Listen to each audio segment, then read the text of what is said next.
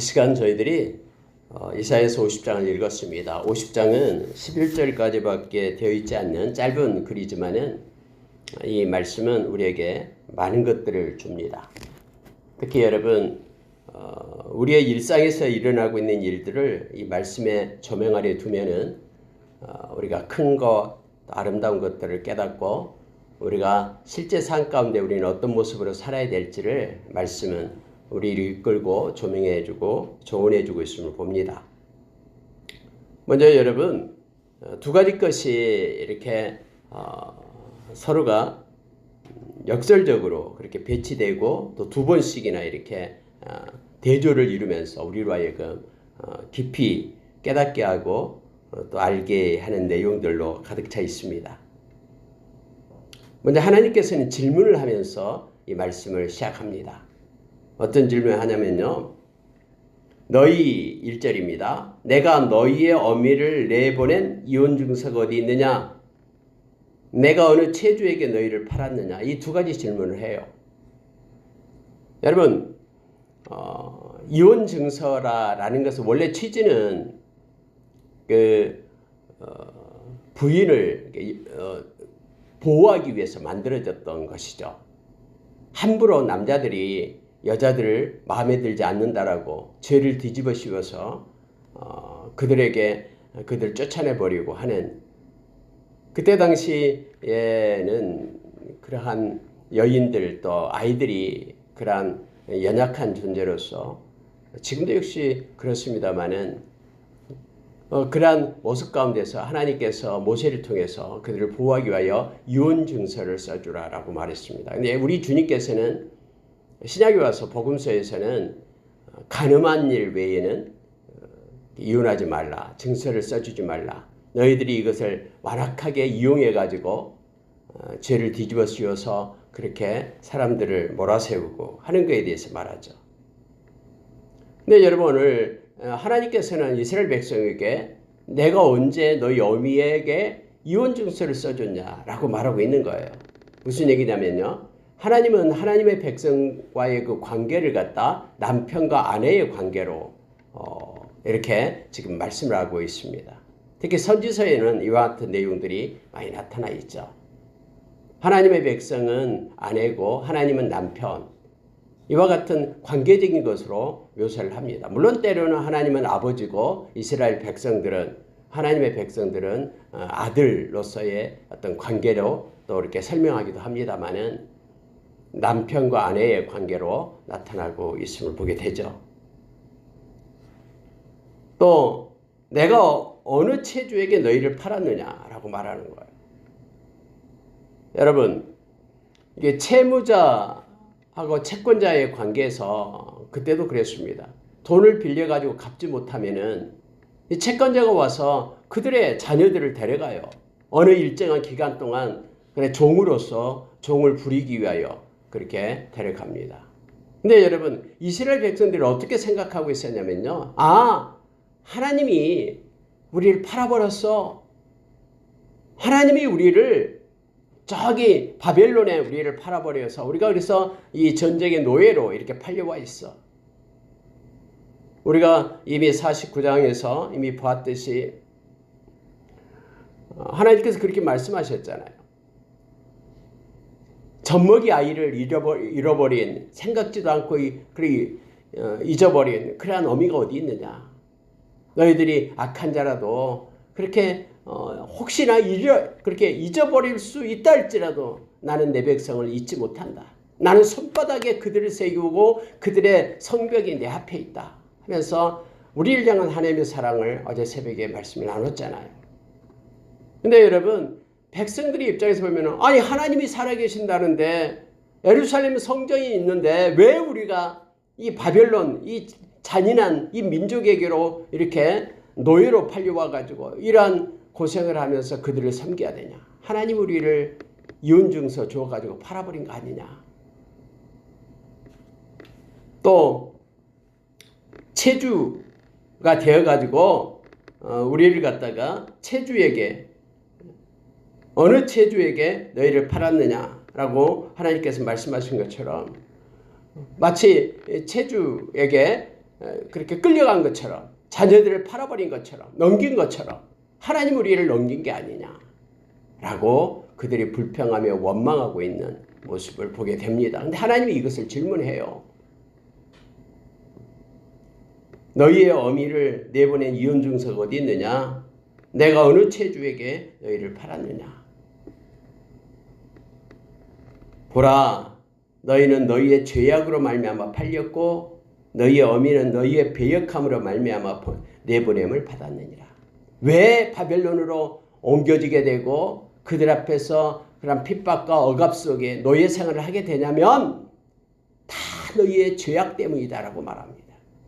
죄가 너희들로 하여금 지금에 있는 모습 그대로 그렇게 나타나게 했다라고 하나님은 말씀하고 계십니다. 자, 그 죄가 어떤 것인가를 2절에서 이렇게 말합니다. 내가 왔어도 사람이 없었으며. 여러분이 내가 왔어도 사람이 없었으면 어떤 뜻이냐면요. 지금 부부관계를 얘기하고 있잖아요. 남편이 열심히 일하고 밤이 되어서 집에 왔는데 집에 없었어요. 다른 남자 따라가고 집에 없었다 이거예요. 내가 왔어도 없었다. 사람이 없었다. 내가 불러도 대답하는 자가 없었으면 어찌 됨이냐. 내가 그렇게 너희들을 부르고 불렀는데 다른 우상을 따라가니라고, 풍요의 신을 따라가니라고, 진짜 신실한 살아계신 하나님, 남편 되시는 하나님, 그 하나님을 버리고 다른 데로 갔다라는 거예요. 근데 내가 너희를 팔았다라고, 내가 너희를 갖다 이혼증서 써줘서 너희를 쫓아냈다라고, 그렇게 나를 원망하고 지금 불평하고 있느냐 하면서 하나님은 그렇게 말합니다. 백성들 향하여 지금 말하고 있는 하나님의 마음을 지금 쏟아놓고 있음을 봅니다. 여러분 구약성경 읽어볼 때마다 하나님께서 시내산에서 이스라엘 백성하고 약속하고 나는 너희의 하나님이 되고 너희는 나의 백성이 되리라. 근데 하나님은 그 말씀을 신실하게 지금까지 말하고 있잖아요. 너희들이 팔려가고 나를 버렸으라도 내가 손을 들고 너희들을 기다리고 있다. 내게로 돌아오라. 내게로 돌아오라라고 우리 주님은 말씀하고 계시잖아요. 근데 이스라엘 백성은 틈만 나면 하나님을 거역합니다. 말씀을 버리고 하나님의 경외함을 버립니다.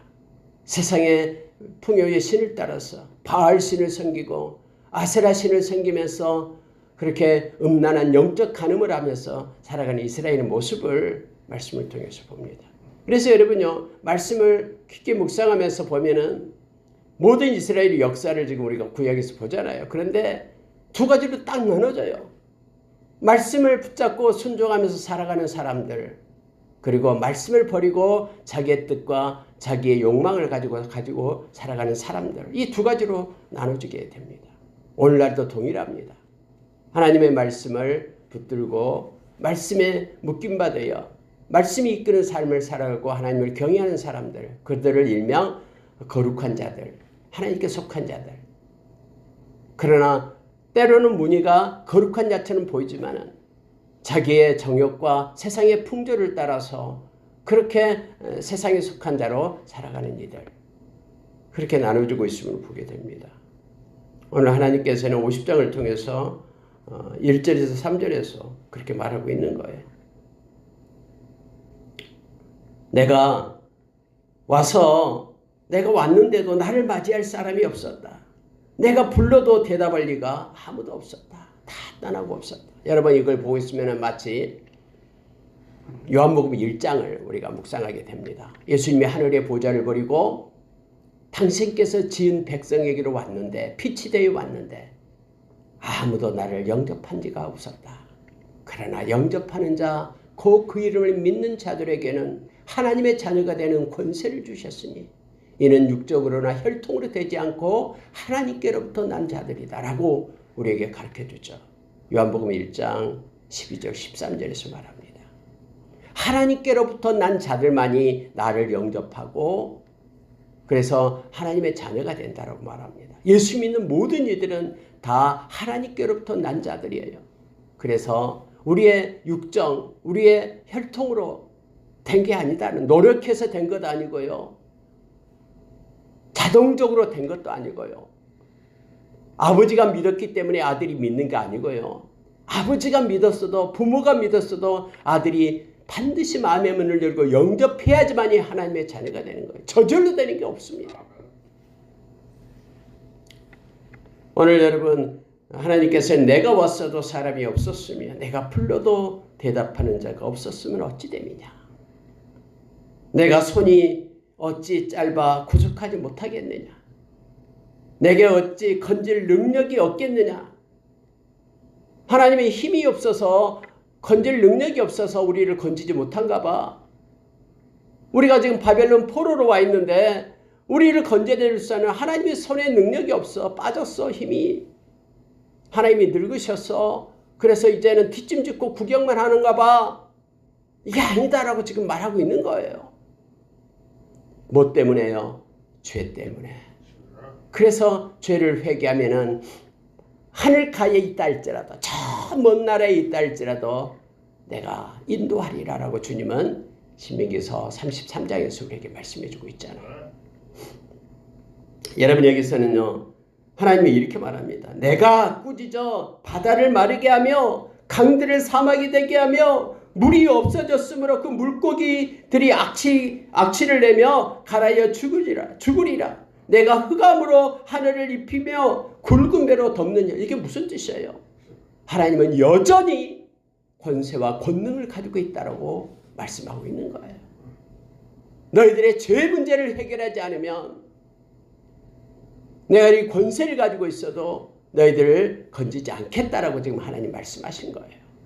특히 저와 여러분을 향해서 이 말씀을 읽고 있는 모두를 향해서 너희들의 죄 문제를 해결하기 위하여 내 아들을 십자가에 놓고 믿기만 하면은 죄 문제를 해결해 준다라고 내가 방법까지 너희들에게 다 알려줬는데 그 죄 문제 싫다라고 회개하지 않으면은 내가 능력이 있고 힘이 있어도 너희들을 건져내지 않겠다라는 말씀이, 이 말씀이 이면에 있음을 우리로 하여금 알게 합니다. 하나님은 여전히 능력이 있습니다. 전능하십니다. 그래서 심판하시고 하늘을 흑암으로 덮을 수 있는 능력이 있고요. 모든 바다의 물을 마르게 하고 악취가 나게 하고 심판하실 수 있는 능력이 있음을 지금 우리에게 가르쳐 주면서, 그러나 내가 너희를 버린 것이 아니고 너희들의 죄 때문에 나와 너희 사이에 큰 그러한 구렁텅이 고랑이 있어서 함께하지 못한다라고 우리에게 말씀하고 있는 것이죠. 자, 여러분, 이와 같은 말씀으로 50장이 시작되고 4절부터는 하나님의 말씀에 순종하고 하나님께 함께하는 그러한 한 분을 소개하고 있습니다. 보십시오.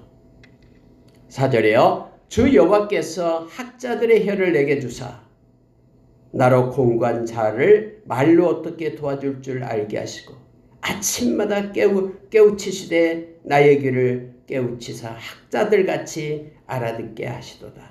학자의 혀와 학자들이 나옵니다. 학자들은 연구하는 사람들이죠.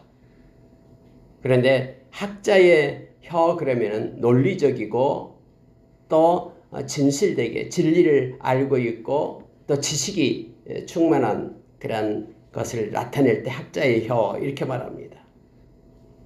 즉 스승으로부터, 참된 스승으로부터 잘 배운 제자들의 모습을 나타낼 때 학자의 혀라고 표현해요. 그럼 그들은 공관자에게 말씀을 가지고 어떻게 도와줄 줄을 안다라고 말합니다. 특히 여러분, 아침마다 깨우치시되라고 말하죠. 그래서 학자의 귀가 되게 한다라는 거예요. 나의 귀를 깨우치사 학자들 같이 알아듣게 하시도다. 여러분, 하나님의 말씀은요, 깨우쳐 주시는 성령님이 아니고서는 이게 이해가 되지 않고 또 마음으로 믿어지지가 않습니다. 아무리 믿으려고 해도 마음이 믿어지지 않는 거예요. 하나님께서 말씀으로 세상을 창조했다라고 이렇게 창세기 1장부터 우리가 읽기 시작하는데 이게 믿어지지 않는 거예요. 무슨 진화해가지고 몇 억 년이 지나고 뭐가 되고 이것이 과학처럼 느껴지는 거예요. 하나님께서 우리 주님께서 성령님께서 말씀을 쓰셨기 때문에 성령님이 개입하지 않으면은 말씀이 보여지지 않고요. 믿어지지 않는 거예요. 그래서 여러분 여기 이렇게 보면 아침마다 깨우치시되 이렇게 표현되죠. 수동태로 쓴 거예요. 누군가가 깨우쳐 준다라는 거예요. 아침마다 말씀을 읽을 때마다 새벽마다 하나님의 말씀을 보고 눈으로 보고 귀로 들을 때마다 성령님이 개입하셔서 깨우치시되 성령님의 개입이 있고 깨우침을 받아야지만이 학자의 귀처럼 들려져서 깨닫게 된다라고 말하고 있습니다. 우리의 지식으로 하나님의 말씀을 해석할 수 없음을 베드로 사도도 그렇게 말하죠. 여러분, 학자의 혀를 주사 그 말을 가지고 공고한 자를 도와줄 줄 알게 하시고 아침마다 깨우치시되 귀를 깨우치사 학자들같이 알아듣게 하시도다. 여호와께서 나의 귀를 여셨으므로 성경은 분명하게 얘기합니다. 하나님이 귀를 열어주셨으므로 내가 거역하지도 아니하며 뒤로 물러가지도 아니하며 나를 때리는 자들에게 내 등을 맡기며 나의 수염을 뽑는 자들에게 내 뺨을 맡기며 모욕과 침뱉음을 당하여도 내 얼굴을 가리지 아니하였느니라. 여러분 여기에 내려오니까 이분이 누구신가를 알게 됩니다. 바로 예수 그리스도를 나타내고 있음을 보게 됩니다. 여러분 예수님은요 침뱉음을 당하셨어요. 그때 당시 여러분 존귀함의 상징을 나타내는 게 뭐냐면요 이 수염이거든요. 수염. 그래서 여러분 우리가 다윗이 그렇게 사신을 보냈을 때에 수염을 뽑히는 일이 있었잖아요. 옷이 찢김을 당하고요. 그래서 그들이 들어오지 말고 수염이 길 때까지 여리고에 있다가 들어오라라고 그렇게 한 적이 있었잖아요. 암몬 그런 자손에게 보냈을 때요. 한온이 그랬잖아요. 근데 여러분 이렇게 수염이 뜯김을 당하고 침뱉음을 당하고 이것은 모욕이에요. 예수님께서 십자가를 지실 때에 많은 주변에 있는 종들로부터 또 사람들로부터 침뱉음을 받았어요. 뺨을 맞았어요. 근데 여러분 예수님이 침뱉음을 받고 뺨을 맞을 때에 예수님이 너희들 혼나봐라 하면서 하늘의 군대를 부르지 않았습니다. 왜냐하면 그 십자가를 지셔야지만 저와 여러분을 살릴 수 있기 때문에요. 인간에게 있어서 가장 잔인한 그러한 형틀인 십자가에서 당신의 생명을 놓을 때 주님은 부끄러움을 개의치 않았습니다. 여러분 예수님께서 십자가를 지실 때요. 이 시루라기 하나 걸치지 않고 맨몸으로 십자가를 지신 거예요. 저와 여러분을 구하기 위해서요. 그래서 여러분 여기서요. 하나님의 말씀을 가지고 말씀을 가르쳐서 주님의 그 입으로 말씀하신 그 말씀이 공고한 자를 살려냈어요. 많은 병든 자 또 많은 귀신 들린 자를 쫓아내고 살려냈잖아요. 하나님의 말씀을 순종하며 사는 것이 나의 양식이다라고 요한복음 4장 34절에서 우리 주님은 그렇게 말씀하시면서 태어나면서도 죽으실 때까지 부활하실 때까지 하나님의 말씀에 순종함으로 매여서 살았던 분이 우리 주님이시잖아요. 철저하게 순종하셨던 분이 우리 주님이십니다. 그래서 여러분 밑에 내용을 읽어보면요. 위에 3절까지는 그 이스라엘 백성들이 다 하나님을 떠나고 불러도 대답하지 않고 그렇게 죄 가운데 있었지만은 하나님께서는 당신의 아들을 이 땅에 보내서 하나님의 말씀에 철저하게 순종하며 또 그러한 고난과 역경 가운데도 인내로 견디게 하고 하나님의 구속의 사업을 이루신 예수 그리스도를 나타내고 있음을 보게 됩니다. 저와 여러분 예수 그리스도의 제자입니다. 예수 그리스도의 성품을 따라서 길을 따라서 가는 자들입니다. 나는 길이요 진리요 생명이니. 여러분 이 말이 무슨 뜻입니까? 나는 길이 되기 때문에 너희들은 나를 따라오느라 이거예요. 나는 진리가 되기 때문에 너희들은 거짓에 행하지 말고 진리로 인하여 자유함을 누리라라는 거죠. 나는 생명이기 때문에 나를 취해서 영원한 생명을 얻으라라고 말합니다. 하나님의 영광에 이르는 유일한 통로는 그래서 예수 그리스도밖에 없다라고 요한복음 14장 6절에서 우리에게 가르쳐주고 있는 것이죠. 저와 여러분 예수님의 제자로 예수님을 따라가는 자가 됩니다.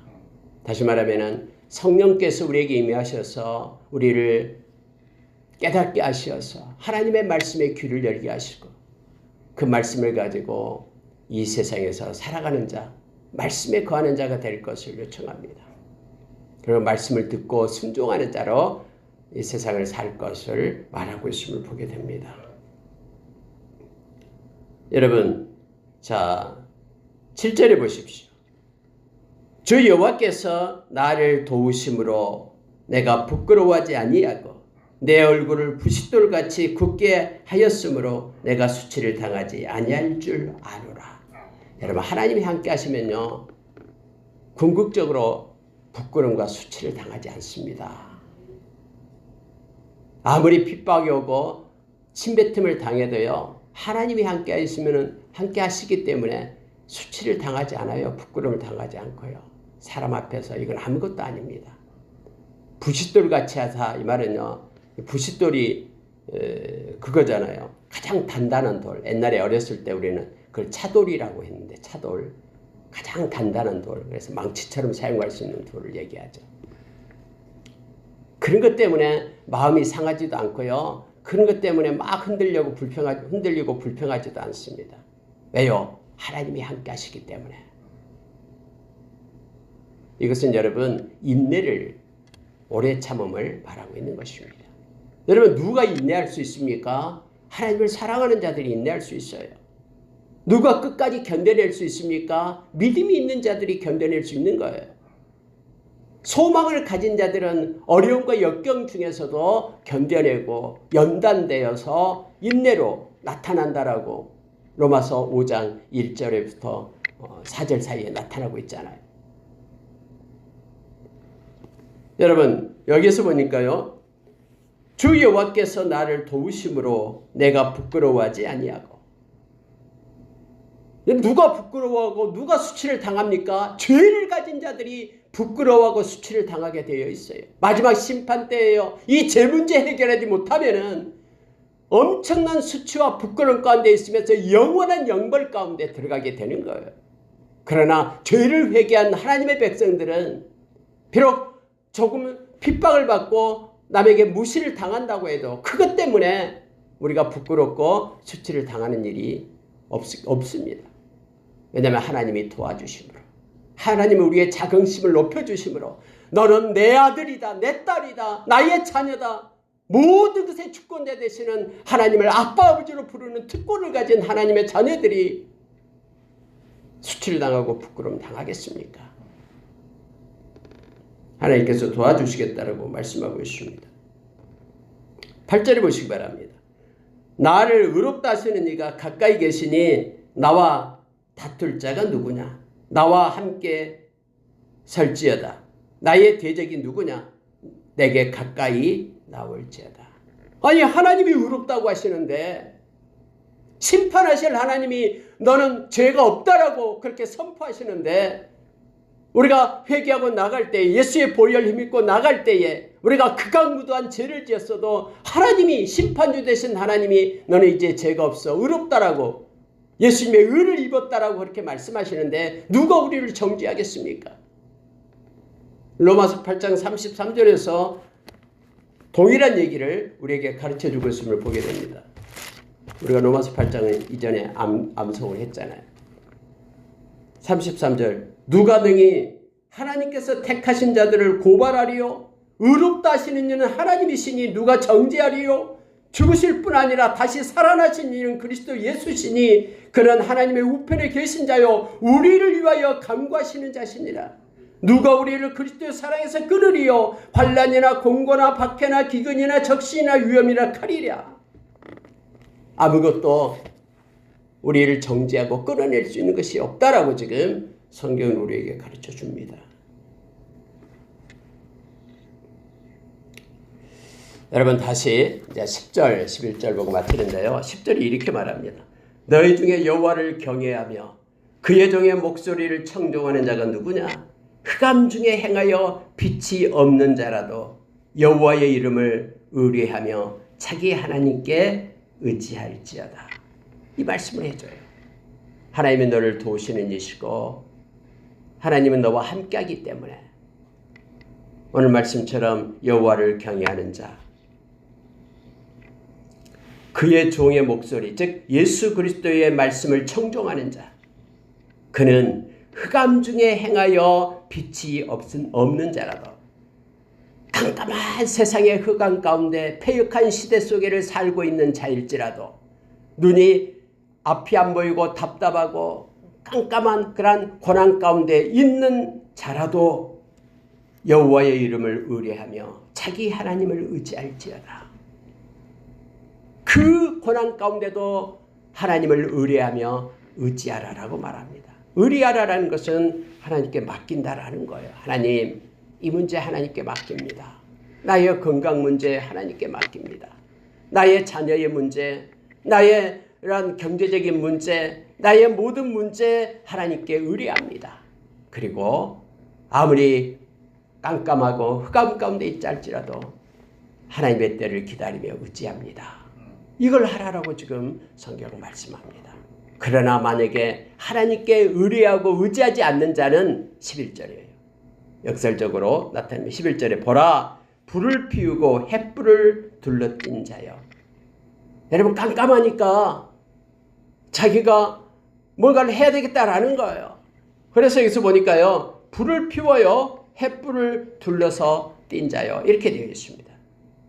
하나님께 의뢰하지 않고 자기의 힘으로 자기의 능력으로 해보겠다라고 하나님께 기도하지 않고 자기 스스로 행하는 이들을 나타낼 때 불을 피우고 횃불을 둘러띈 자여 이렇게 표현하는 거예요. 왜요? 깜깜하니까. 근데 여러분 깜깜한 흑암 중에도 하나님을 의뢰하고 의지하는 자는 안전합니다. 하나님께서 빛으로 함께하기 때문에요.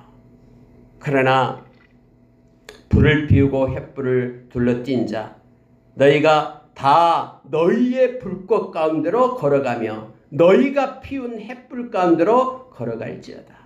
그래 너희들이 불을 피우고 너희들이 횃불을 높였기 때문에 너희가 피운 거 그거 의지하면서 걸어가 봐라 라는 거예요. 너희가 내 손에서 얻은 것이 이것이라. 그러면 하나님으로부터 줄 것이 없다라는 거예요. 근데 하나님으로부터 얻은 것이 뭐냐? 그들이 너희가 고통이 있는 곳에 누우리라. 이것은 멸망을 얘기, 심판을 얘기합니다. 너희가 궁극적으로 나로부터 얻을 수 있는 것은 고통이 있는 곳에 눕는 것밖에 없다라고 말합니다. 여러분 이것은 중요한 것을 우리에게 시사해주고 있습니다. 어둠 가운데 고난 가운데 힘든 가운데 있을 때 주의 이름을 부르는 자들은 구원을 얻습니다. 그러나 자기가 피운 불, 자기가 애써 그렇게 만든 횃불을 의지하면서 그것 가운데 거하는 이들은 결국 그것으로 인하여 멸망을 당하게 됨을 알게 합니다. 마치 여러분 에베소서 2장을 읽어보면 세상에 영이 있어요. 이 악한 영이 세상에 있는, 즉 다시 말해서 예수 그리스도를 믿지 않는 이들의 삶을 끌고 간다라고, 마음을 끌고 간다라고 말합니다. 지배해서요. 자기의 정욕대로 살게끔, 자기의 불을 피우고 자기의 횃불을 띄고 살게끔 그렇게 해요. 세상의 풍조를 따라서 살아가게끔 그렇게 합니다. 다 진노의 영, 즉 하나님의 심판의 영 가운데 머물게 된다라고 말하고 있죠. 그러나 하나님의 백성, 저와 여러분은 하나님을 의뢰하고 하나님을 의지하고 죄를 회개하고 하나님께로 나올 때 피 대신 주님께서 우리는 흑암 가운데 거하지 않고 참빛을 얻게 하신다라고 요한복음 8장 12절에서 우리에게 가르쳐 줍니다. 말씀을 마치겠습니다. 여러분 50장은요 짧은 내용입니다만은 두 번 이렇게 역설적인 것이 두 번에 걸쳐서 나옵니다. 문제는 우리의 제 문제를 해결해야 된다라고 말합니다. 우리의 제 문제 때문에 예수님께서 하늘의 보좌를 버리고 이 땅에 오셔서 우리 대신 우리의 죄값을 지불한 것입니다. 그래서 이것을 믿게 하려고 저와 여러분을 하나님의 백성으로 택했다라고 베드로 사도는 베드로전서 1장 2절에서 우리에게 가르쳐줘요. 그래 두 가지예요. 1장 2절은 하나는 뭐냐면은 예수 그리스도의 십자가의 핏부림으로 인하여 우리가 제사함 받았다라는 것.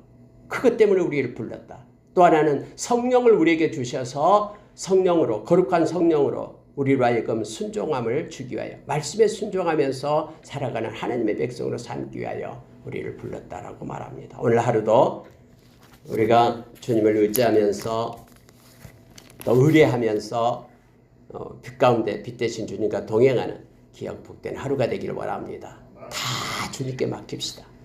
그리고 주님의 때를 기다리면서 인내하면서 기다리며 살아가는 저와 여러분 되기를 원합니다. 이렇게 기도하겠습니다.